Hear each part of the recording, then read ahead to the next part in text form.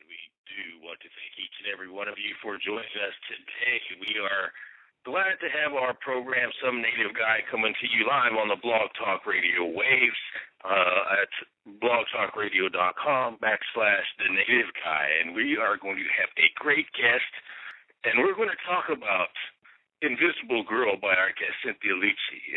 It's about children must stop being invisible in society. And in this it says children are hiding painful secrets and dealing with many of them alone. Why? Society often makes the choice not to see the plight of these young children, leaving them to live a painful existence or die inside a lonely one. This must change. We must do more to keep these children from remaining invisible to society. This is our author and our guest today, Cynthia Luce. And I hope I'm pronouncing that name right. She is exposing the most painful parts of life that ravage children in an effort to help bring attention to more viable solutions. And if you refuse to see it, you're part of the problem. Children need us. I need someone, Cynthia adds. And Invisible Girl provides a personal narrative of serious problems plaguing our society today, and we understand that there are problems in our society today, and revealing what happens when children go unseen, unheard, and remain invisible. Cynthia Luce opens up in an incredibly insightful manner addressing concerns that destroy our youth and change the path of their future. She takes you on an invaluable and heart-wrenching journey to understand what happens to children who are subject to being bullied, living in foster homes, surviving in the streets, in abusive situations, and more. She shares some very painful experience that torment children, often at the hands of adults. More importantly, she offers solutions to prevent negative situations from devastating children of your own life, and that's very encouraging to hear. And a little bit about our author, Cynthia Luce. She's a mother. She's a friend and compassionate woman who's joyfully agreed to come, and I'm very happy to listen and have her share Invisible Girl to each and every one of us to implement a change. She wants us to see what's necessary so we can be all collectively work together to help save or alter the path of our youth. And she's an inspirational speaker and advocate for change. So the light is yours, so own it. Refuse to be unseen, unheard, and invisible, as it is your presence and voice that will help make it better. Do not allow your pain to define your society to neglect you. Use your history as fuel to thrust you in a better tomorrow. Live with passion, share your power, speak inspirational words that help others heal. From the great author Morales Scott. And with that, Ms. Cynthia Luce, and I hope I'm pronouncing your name. Welcome to the show. Hi. How do you pronounce your name? Is it Enoch? Enoch, that's correct. Oh, good. I'm glad I got it right. So can you tell us a little bit more about yourself and the story behind Invisible Girl? Absolutely. I am a mother as well, and I have children of my own, and the reason that I wrote Invisible Girl was basically to bring to light social topics that we discuss a lot, but there's not a whole lot of action. And right now I'm in this mode where I'm really trying to push this movement forward because I feel like we're really desensitized about what's going on in the world. And we see so many of these stories we just kind of bypass and just, they're all compiled into one group. Really, trying to bring to light what's going on so that we have a better understanding of these children so we can help them better. And that's the key, is helping the children, because like I say, that the first thing reading this book, after the first chapter, and you really start into the storyline and the story that the reader, and it hits you instantly. But that's the reality that some of us don't understand. And is this what kind of inspired you to tell the story? Yes, I had several reasons for doing it. One was for healing purposes for myself, obviously, first and foremost. And I didn't actually realize that it was going to be that healing or that large for me. As time went on, I felt like I really could have released a bunch of this negativity and pain, and it worked out so well. And I felt like it could be used as something bigger for people to kind of as a learning tool and a learning curve for them to heal themselves. And that's what we need, is a learning tool, because this question I'm going to ask, and it's hard for me to even ask, what was some of the most heartbreaking story you had to tell? And I feel that, there's so many stories in there that are, really, I think a almost everybody can relate on some level with each one of these stories, with what these children go through, these girls. I would say bullying and sexual abuse, physical abuse, domestic violence, they all kind of tie in together under the format of bullying. And I feel that it's a really large issue that we need to take a closer look at, and we need to look at both sides of the coin, what creates a bully and what happens to those who are bullied. And so that's a really big, I think, a really big issue right now. Bullying is a big issue. And how do you determine what's a bully and what's not? Because, reading some of the stories about what happened to the person we're looking through, I guess it's your life story that we're looking through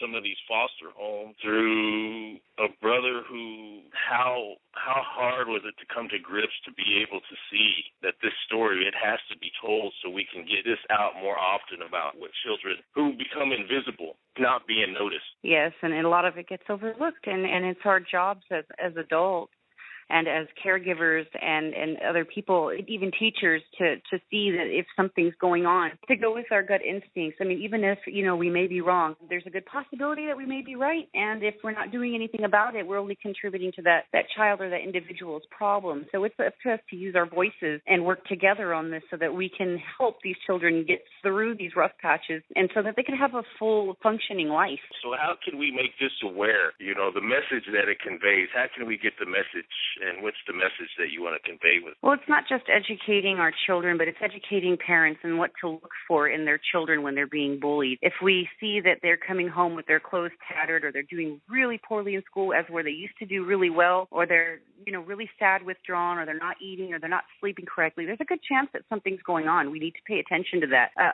We're really busy as a society right now. There's a lot of parents that are, single parents, people that are working 2 jobs. We need to make it a point to connect with our children every day at some point, and to let them know that we see them and that we can acknowledge them, so that we can build trusting bonds with them, so that they can tell us things, so that we can communicate. We're really starting to lack in that department. But I think if we sit down and pay attention and talk with our children, we might be able to really, educate them and arm them so that they don't become victims. And that's the key. And one of the things that I really thought was key is in the beginning, too, when you're talking to Mama Bear about all the things about the relationships as well, and about loving, and then the story really starts to go in. Did the girl heed this advice that Mama Bear gave to baby girl? She did heed a lot of the advice, absolutely. It was a transformation and a pivotal point that kind of, was eye-opening. So this person learned to work past some of these things with themselves. And there's a lot of really good, useful information in Invisible Girl. I mean, not just with, relationships, but how to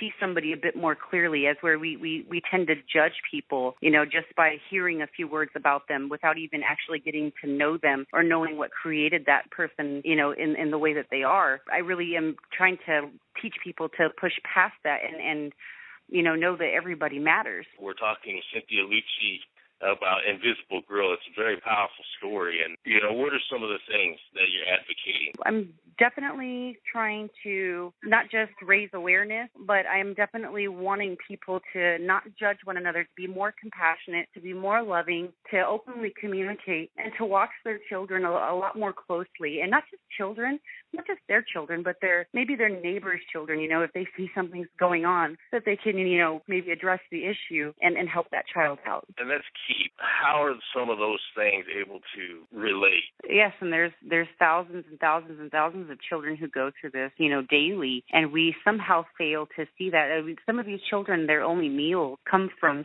school because either their parents can't afford it or, they're being neglected in some way. It's one of the two situations, and we fail to see this.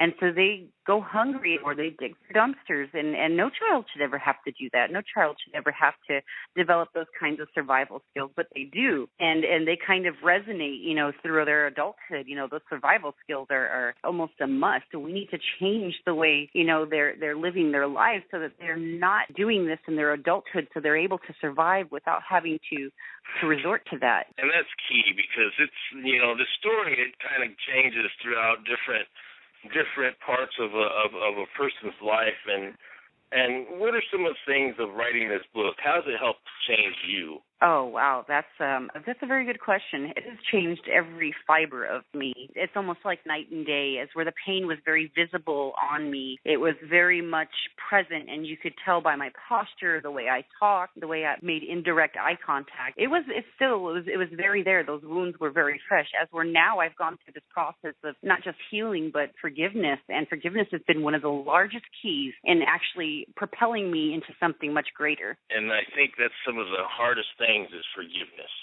And those changes of forgiveness, it's key. And like I say, Cynthia, you wrote a really powerful story. And what are some of the ways that people can help children or adults in some of these situations? I always feel that education is armor. We need to educate our children in what to look for, how to keep them from becoming victims. That means if anybody is, going to put their hands on them, that they need to talk, they need to be able to say something no matter what the perpetrator says. We need to teach them that. That is their armor. That is the very key that's going to help them spot and identify things could potentially happen to them, or to keep them out of situations that could be dangerous. These are things that we need to do more than just saying, not get into this car with strangers. And we also need to look out for the other children, that even if they aren't ours, because a lot of people, I feel, cast things aside as not my child, not my problem. And that attitude is completely the wrong way to go about it. It is everybody's problem, because it becomes society's problem later when they wind up in prison, or they are finding some way to cover up their pain, maybe by using drugs or any of these other things. If we can do something to intervene, if we can sit there and do something to help, we could prevent a lot of children from becoming victims, even not just victims in their homes, but victims on the streets and outside and elsewhere. That's really well said and well put, because that's powerful and so key in our lives, because we have to pay attention, we have to see, we have to educate ourselves. If we don't show them compassion, who's going to show them? They need to learn compassion too, so that when they get older, they can help look out for other people as well. And we're not talking about just children. I mean, we're talking about anybody. There are tons of invisible people everywhere. Homeless people, they're invisible. People bypass them all the time. They assume what they see is a not just a problem, but everybody assumes that they know, that their issues, and we don't. We don't know what got them to that point. We need to stop judging everybody. Judgment reflects poorly on us, but we need to start helping and showing more compassion and empathy and really banding together as the human race. This is really a necessity, because at this point, the way everything looks, it's just like it's falling, into many different directions, and we need to collectively work together as a whole to help one another. We have to collectively do that. This is probably one of the most powerful books I've read, and I've read a few books here. I'm not a big fan of reading, but I like the books when I get to read them. These are some really powerful stories about people who are doing something to make us aware. And awareness, foster home. That's an amazing story. Tell us a little bit about that. We don't think about these. Yeah, and that's the perception that everybody has, that foster homes are, where children are safely tucked away and protected, and that's not necessarily the case. My experience also may vary from somebody else's experience, and that's not to say there's not good homes. There are really good homes and parents that care, but there is a lot of children that are experiencing many forms of neglect in these homes. They're not being looked after properly. They're not being loved. They're not being, they're not given enough attention. And sometimes the parents are ill-equipped to deal with children with several issues that they come with. I mean, each child comes with a set of different issues, different forms of abuse, and the way it's done. There's no two cases that are alike. So, and some of the things like you described in here, you had guards who didn't take care of you very well. Some of them, they were able to go and be with some of the people, or not that's not even that's like you guys were in prison, but that's what it seemed like. Was that what it was like? That's absolutely what it felt like. Some of them it felt like that, and there were people that there temporarily that cared, that they were shuffled out of the lives. Each experience is different. I can't speak for all of them, but there's a lot of children that are going through, similar situations, that are having a hard time dealing with their adulthood because of the lack of care that they got.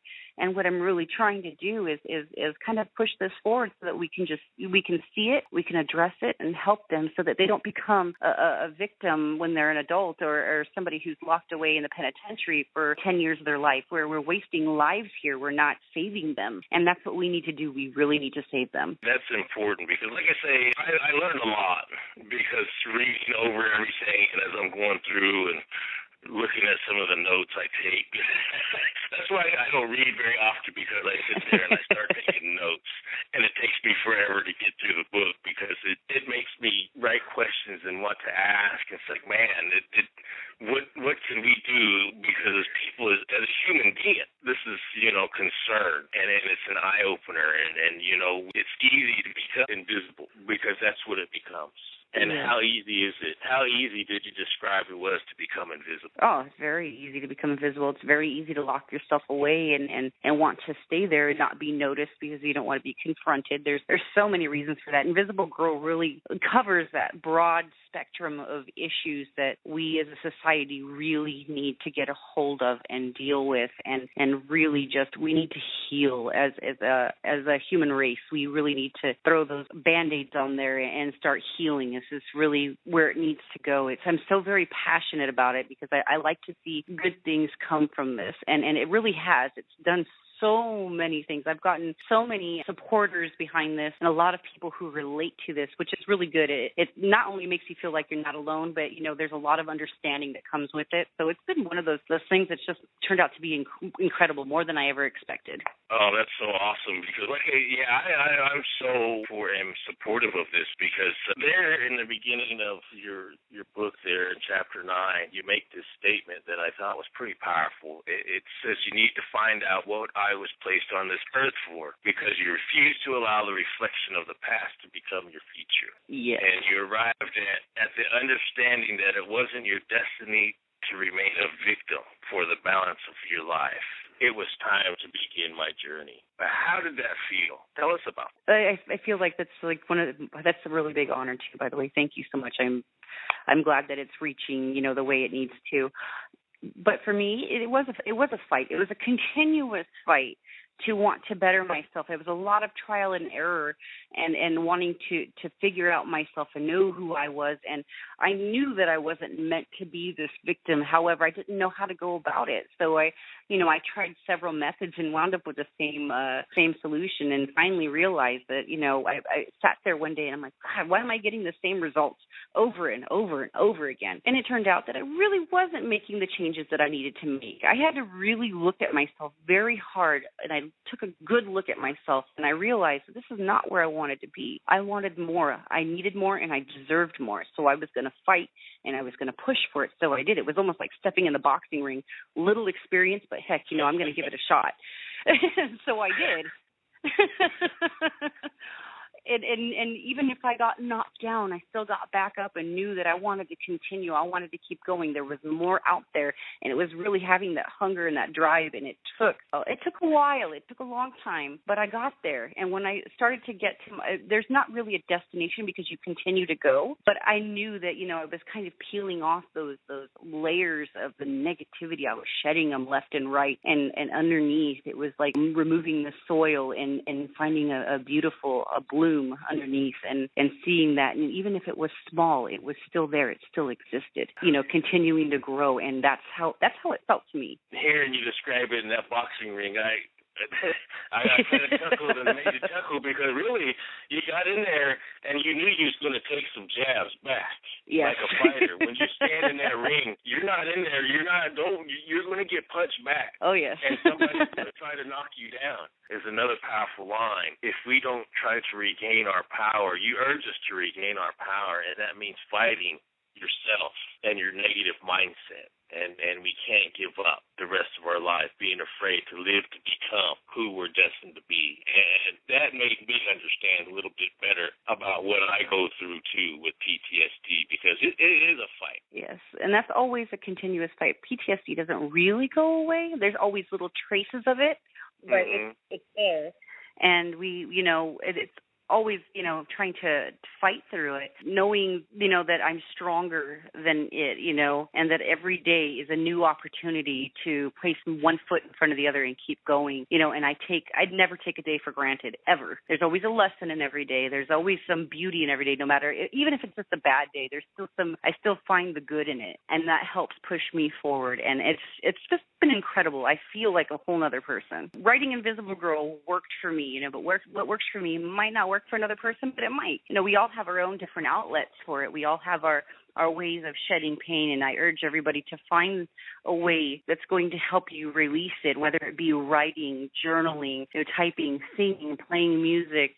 There's so many different methods, and we're all different, and we're all unique in that aspect. Invisible Girl, writing that was one of the biggest healing tools that I never knew was really going to get me as far as it did, and I'm so glad that I stuck with, my gut and wanting to do this, because I had been wanting to do it for so long, and I'm so glad that I was able to, not just help myself, but use it as a tool to help others fight their own battles. It's made an incredible difference. And it is a difference, getting feedback from people that says, yes, this is something we can relate to and understand, or it's helping, and it is a way to help. We also need to teach our young women how to respect themselves as well as women and as human beings too, so that they don't become victims, from these predators that are out there, so that they're strong and independent. Our children mirror us. So whatever we do, chances are that they're going to be very similar to us or a lot like us. So if we give them good, wholesome examples of the way people are supposed to be, healthy relationships, and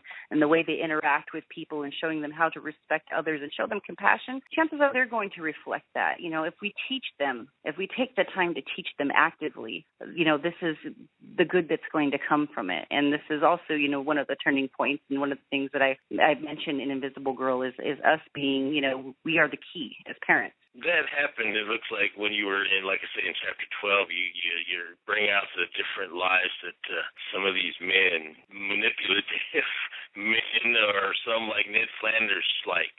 I like that. I like that. But in reality, that's not what it was when you read on and into it. And that's some of the things, like I say, that, wow, that's what society is, though. We're sitting there, we're being invisible. We're teaching our own society to be invisible to these things. That's one of the things that is also powerful about this book, is it allows you to not want people to stay invisible, Yes. And that's the greatest key about it, about the book, that hit my heart, that touched my view and my thinking, because it's a hard watching this young lady from an early age of 10 to her adulthood go through all these things. It's not right, but it happened, and making us aware about it, is key. What are some other things, that have helped you grow as you've written this book? Because, like I say, it's taught me a lot. I'm glad. It's nice to know that especially to a father, to have a different perspective. There's a lot of, parents out there, and this isn't just for girls or women. This is for men too. And we don't realize that boys and men go through a lot of this stuff too, and we don't address it as often. We're barely starting to touch the tip of the iceberg right now. And so this is really kind of bringing forth more, not just more information, but more people coming forward and talking about their stories. And I think it's incredible. And I'm so grateful for Sarah's book, who has really, gone out on a ledge and really helped me with this project, and Marilla Scott, Oprah's Ambassador of Hope, who I've been very fortunate to connect with and on this project, and she's just incredible. And meeting all of these inspirational people who have been, this little force field around me, it's been amazing. And I'm so glad that I'm here to share the story of Invisible Girl with you. Yeah, and we want to let our listeners and those who are going to hear later in our podcast, where can they learn more about you and a copy of your book? You can get a copy of Invisible Girl on Amazon, iTunes, Barnes & Noble, and Kobo. Or for a personalized hardback autographed copy, you can visit my website at www.cynthia-luce.com, and I will definitely send out an autographed copy if you go there. Or if you want to listen to the latest media or interviews and pictures, you can definitely go on the website there. There's several things. And if you want to get a hold of me on Facebook, I'm on at Cynthia Luce, or on Twitter at CLuce26. All right. And, man, are there any other words you'd like to tell our audience about how we can help others to not be invisible? Yes, absolutely. No judgment. Try not to judge one another. Show more compassion towards one another, and love and empathy. Be there, and definitely take the time to talk to your children connect with them every day, and not just your children, but other children. Watch out for the children in your neighborhood. And if you see something happening, notify the proper authorities. Even if you aren't 100% sure, usually, trust your instincts and go with your gut, because you never know what might turn up and whose life you might be saving. Yes, and that is very key, because we have to be watching over each other, and we need to help each other in this world, because we all live on it together. And wow, I'm so glad, Cynthia, that you've come to join the Native Guy Show, and I'm glad to have been able to read this powerful story and help others and listen to the things that you're trying to accomplish and the message you're trying to share, because it's very important that we as society and we as people today take notice of the things around us, of the people who we care, who we love, our children, our relatives, our nephews, our nieces, our neighbors, all of those. We don't want them to become invisible. We don't want them to become just a statistic. That's not how we want to proceed for our future. Basically, we have a future that we want to live and provide a very good base for our future generation. And Invisible Girl is the book. Cynthia Luce has been our guest today. To all those that share books, we thank you. And thank you so much for having me, and thank you to all of your listeners. I appreciate your time. I think it's amazing that everybody's there. I'm incredibly honored to have been on your show. Thank you. And we're going to let you go, Cynthia, and we are going to end our program.